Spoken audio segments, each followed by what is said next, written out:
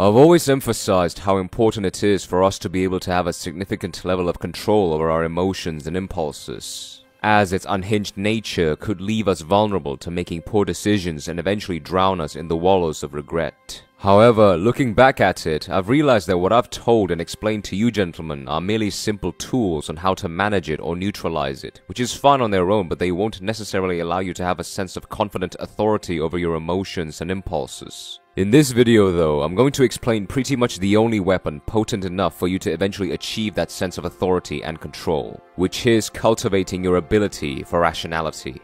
Now in a hindsight, you might think, well, we're already capable of rationality, mate. Isn't that what makes our brain different from that of animals? And the answer is yes, we do. However, our brains do still possess the old, primarily impulsive reptilian and mammalian attributes to sense, feel, and process emotions, even before the evolution of the neocortex that allows us to perform cognitive functions. Emotions will always be the innate priority for our brains to process. That is why most of us often unconsciously make decisions and judgments based solely on how we personally feel about the circumstance. Our ability to rationalize things will need to be trained and practiced over time if we do want to eventually develop that mental capability to interfere and restrain our emotions. To develop our rationality, the first thing we need to do is to become fully and acceptably aware of our own impulsive and emotional nature. Emotions originates as chemical reactions and sensations that is biologically designed to capture our attention and take sharp notice of our environments,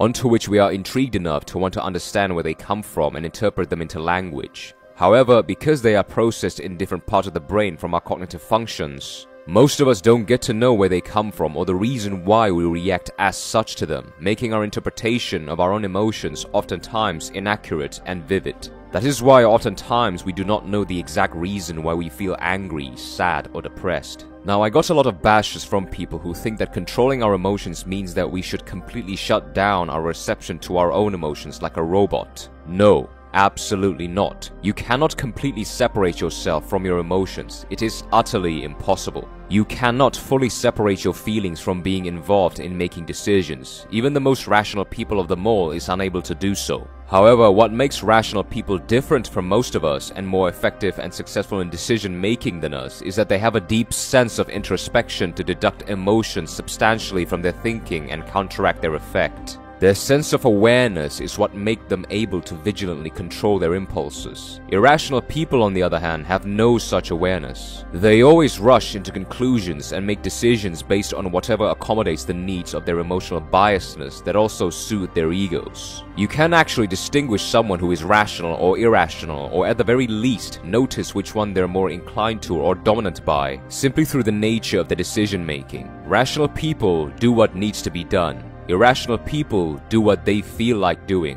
which today often comes in the form of defensive excuses to avoid responsibilities. The existing nature of our impulsive irrationality is below our own level of consciousness. That is why it is difficult for us to become innately aware of them operating. However, although we may not be conscious of its nature, we can be conscious of its activity scratching the surface through our physical responses and reactions. This is how you develop that awareness. Pay attention. I've talked about emotional trigger points before, but never in a way that is descriptive enough to help you become more mindful of their existence. Try to catch yourself off guard by noticing behavior from yourself that is suddenly off character and moments where you can feel a sense of emotional pressure, brittleness, and leakage. Usually, it is in the physical sensation of a sudden buildup of tears, a difficulty to swallow, a heavy feeling on your chest, a sudden hesitancy to speak or muttering up words, and your immediate mental withdrawal from a situation, i.e. you inadvertently went into a brief and sudden self-reflection mode, and/or you shift your focus away from the circumstance by slightly looking down or beside you. Essentially, circumstances that trigger a subtle accumulating sense of sensitivity, vulnerability, anxiety, agitation, irritation, and stress that momentarily disconnects you from your senses. You also tend to freeze, shudder, stop whatever it is that you are doing, or even got sloppy, careless, and unaware of what you are doing during these moments. These low-grade emotions will slowly compel you to react, and if further provoked or remain unchecked, can turn into high-grade emotions where you will completely enter into tunnel vision and culminate into unsupervised rash actions. Like when we experience strings of losses or defeats, we often start to feel that we are somehow eternally cursed for misfortunes. This can get us to become extremely fearful, hesitant, and nervous, and become more prone to making even more mistakes and experience more failures. When you finally become aware and conscious of your trigger points that create all those subtle tendencies, this is where you must bring yourself to withdraw physically and completely from the situation. Especially in the beginning, or if you are a beginner, find yourself a place where you can be alone, like the bathroom or your own room, and focus on trying to dig deep into those trigger points to see where they originate from.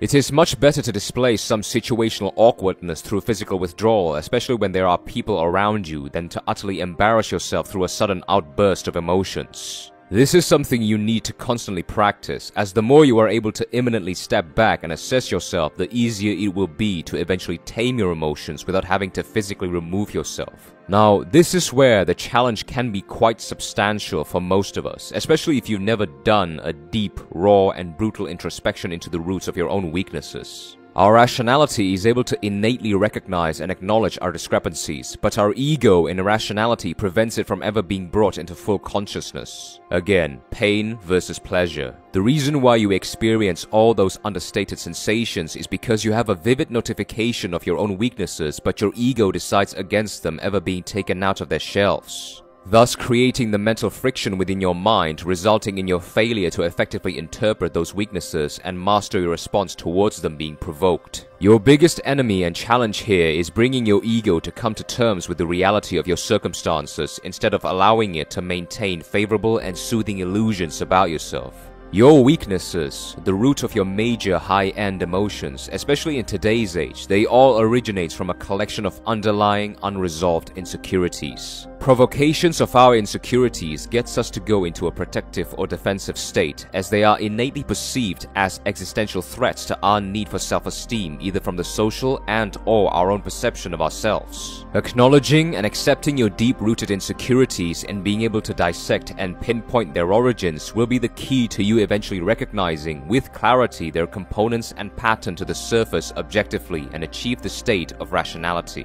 Being able to fully know and understand something give us the sense of control and confidence that we so desperately need towards the chaos and unpredictability of our circumstances. And a high degree of our rationality allow us to achieve that state. We all have our own insecurities. That is what makes us human. No matter how godly or untouchable someone appears to be, they have their weaknesses. They are just way more viscerally aware and understanding of them to the point where they have become proficiently capable to stop it surfacing for other people to notice and take advantage of.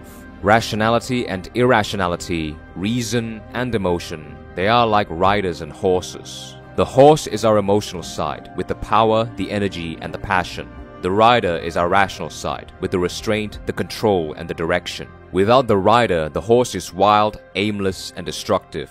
Without the horse, the rider is lifeless, inactive, and stagnant. When they work together, they can become extremely productive and capable of amazing feats. Effective and objective rationality is an ability developed through constant practice and maturity. They do not come naturally. Assess every circumstance with your rationality first and foremost in order to come to an objective conclusion and/or decision. Once you know what to do with the situation with utmost clarity and confidence, your perspective and attitude towards that situation simultaneously changes. And yes, so does your emotional reaction or response. Your initial whiff of negative emotions will transform into a wave of positive emotions filled with enthusiasm as you now have a clear direction of where to go. And also as your ego has come to terms or see eye to eye with the reality of your circumstances. This is exactly how you effectively tame, transform, and utilize emotions to your advantage as useful momentum. Emotions provide the components to develop effective reasoning. Reasoning provides the means to utilize productive emotions. Thank you for watching.